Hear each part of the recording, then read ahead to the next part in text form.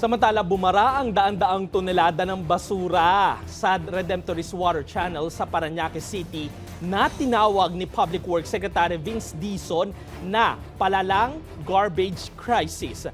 Tinatayang aabot sa higit 100 truckload ang basurang kailangang hakutin mula sa halos 1 kilometrong estero na direktang dumadaloy sa Manila Bay.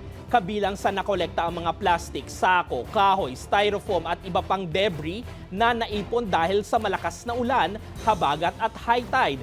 Kaugnay niyan, nagdagdag ang DPWH ng 5 barge at iba pang heavy equipment para pabilisin ang clean-up kasama ang MMDA at Parañaque LGU.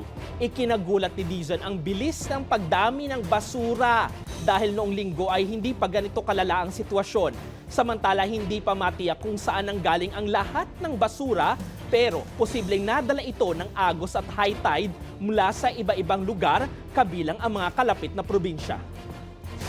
Maglilinis tayo isang araw, the next day, puno na naman. So talagang never ending ito eh. You can just imagine, no, lahat ng resources natin ngayon halos sa Metro Manila, pinapadala na natin lahat dito.